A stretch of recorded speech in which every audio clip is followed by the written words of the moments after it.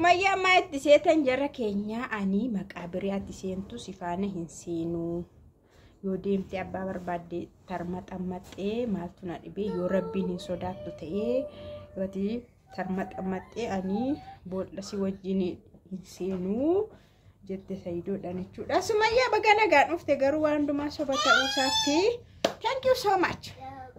Soba ta'uu isaatu maqaa keetiin sobette. Yooti deemte tarmaxammaxee nangashu ani waa'ee keenan dhibuu jettee jechuudha. Nagaan siniif haa ta'u kabajamtoota hordoftoota kiyyaa akkam jirtu nagaa keessanii baay'ee nagaa kun galata waaqaatu baga jiraatan magarraa geessan har'a viidiyoo sin hojjetu baay'ee biiziin ta'e. Anyways gaa ammuma yeroo maqiifutti laayikii na godha siniif ideen dhufe Sumayyaan jalqabarra ankaleessa dhingada siniin hin jedhu amma maayitti seetanii Saidoon hin fuudhee jedhee yeroon haxaarra'u humaan fuunee Saidoon fuudhee ani Yaman kan hin naqee tokko waa'ee mucaa sana hillikii keessa galee jennaani waa'ee mucaa itti man sana silaa kijibatti man fudhattee moo ol kaati isheenii mucaa dhalate sana dhalatee radhanii timnaani fudhattee ol kaate fuudheeranna fudhattee ol kaate kana lamaanii fi tokkoffaa immoo isanni waa'ee mucaati isan mirkaneeffachuu dhaqeette maatte biyya ishee maqaa dhodhoofte sanii lamaan naagaluu didee isaan eessa jedhan isheen immoo eessa jirti amma mucaa faana kanaaf hin jirtu sana'aa keessa hin jirtu Yaman keessa hin jirtu tayyib Saidoonis nan dhabe jenneeri adda baafachuudha. Mucaan dhalate mucaan jira bar mucaan dhalate garuu kan Saidoo ta'an baay'ee waan sinii galuu qabu mucaan riilii mucaan jira mucaan sun garuu kan Saidoo miti Saidootu akka waan biraan uumamnee fi ofitti waamsise kana inni sinitti miira isheen garuu mucaa ishee furattee iddoo biraa jirti. Saidoon barbaadeen dhabeedhe iddoo akkasii jedhe isheen immoo iddoo Saidoon jedhe toon taane iddoo biraatti maqaa biyya sana naa qabamuu didee baay'ee ishee mirkaneeffachuu fi jette tokkoffaa hillikii keessa waan inni nagasheef isa kan raawwate osoo ana faana jiru osoo hin walloliin dubbiin kun dhagahame waan ta'eefanii lammataa immoo hin fuudhe kan jedhame ishees ol ka'ee yeroo mirkaneeffadhu waan fuudhe tokkoyyuu hin jiru jette.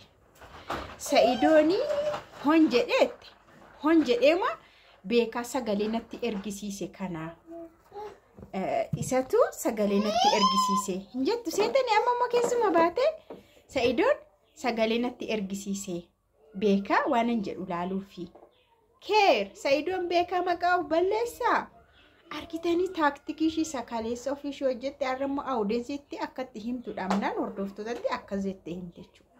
Saidoon yoo minaaminte akkasii haasa'e fuudheera dhaqaatitti maa'edha.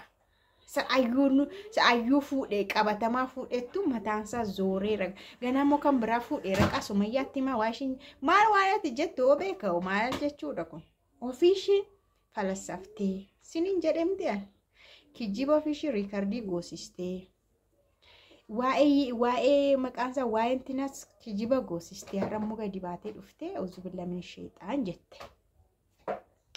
Seexana nurraa ka'atee nurraa akka ka'u garuu hin beeku. Kanaaf an hillikii keessa kana hundumaa keessa gallaananii ka'ee Yamaniin dhaqee hawaas taanaan immoo hoteelatti kan wal agarree dura eessattee iddoonsa adanii turteetu adanii immoo gara sana'aa deemte hoteelatti hawaa faana wal agarree kanaafi kana hundumaa keessatti iyyuu jette warri naa dhiphata warri ani Yamaniin maqaan zamanni Jarmaniin dhaqasiniin jedhee Yaman dhaqee ifa manaa godhaa jette.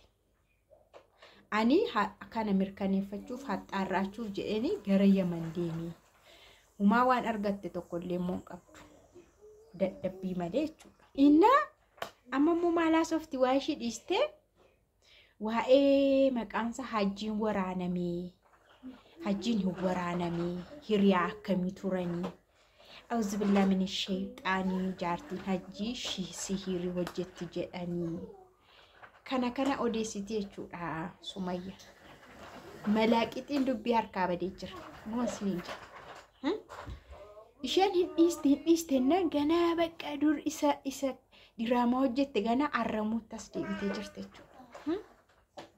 nun qabamtee tu Saidoo biratti arginanne asii lafa giccisna isheen immoo diraamaa ishii sana as takaakaluu as uftee jirti. Isheen nama hundumaa dhaggeeffatti. Ebeluun dhufee riikardiitti erginaa wee jettee ol kaati. Amma laalaa ka.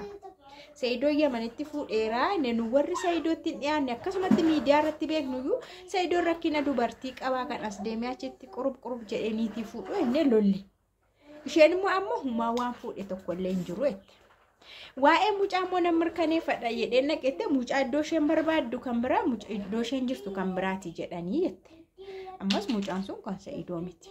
Isheen lafuma lafaatti kantuu waggaa tokko guutuu dhamaate. Amaateetu waanuma kijibaan of diigde ammallee kijiba dhagge ammallee abbaan ta'e riikardiitoo itti ergee Sumayyaan hin dhaggeeffatti.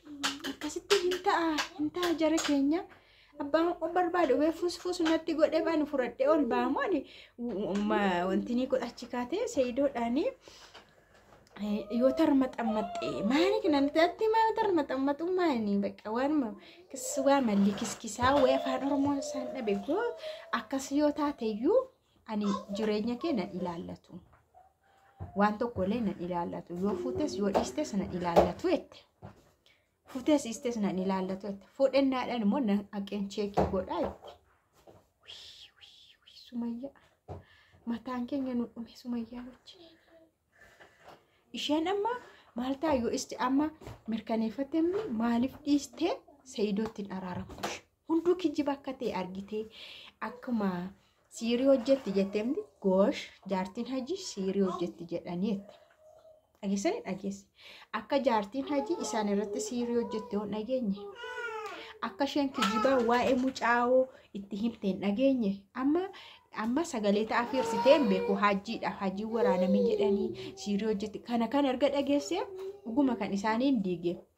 Waa'ee mucaa kijiba haasa'e jaartii hajii akka ta'e maan dubbanne. Maaliif jaartii hajiitu kijiba haasa'eetu anana diigee baqa. Saidoon kan inni godhe as keessatti ayyuubichaa Itoophiyaa deemee fuudhe malee kan biraan waan namiidhes hin qabu. Fuudhuun immoo rakkoo hin qabu halaala. Jettee ijoollee isaa wanti na dhoskisiisus hin jiru. Saidoon abbaa manaa kooti. Jaartii lammaffaa yoo fuudhes okey. Shumishkilaa itti maaf isheen akka hangafaa akka dubartii ulfina qabdutti maaf itti araaramne dhugaa. Dhugaan siniin jedha bara. Amma warri keenya haadholiin keenya harmeen kiyya faazariin kiyya yeroo fuudhu akka haadha hangafaatti yeroo isheen deessu diggisti waan sin ajaa'ibu. Baqa maaliif hin fuudhu kaa warri durii abboonni keenya hin fuudhu bara. Hin fuudhu waan ta'eef irratti fuudhan humaan jedhani. Diggisanii wal gargaaru ijoollee walii guddisu. Sumayyaan immoo erga ayyuu miti rakkoon ta'e erga Saidoon fuudhuu miti rakkoon ta'e hunduu kijiba akka ta'e irra geeran jettu viidiyoo makanaanu Saidoon Yaman dhaqaa irra. Roobii dhaqa jedhamti roobii bararaan jira inni bor jira inni.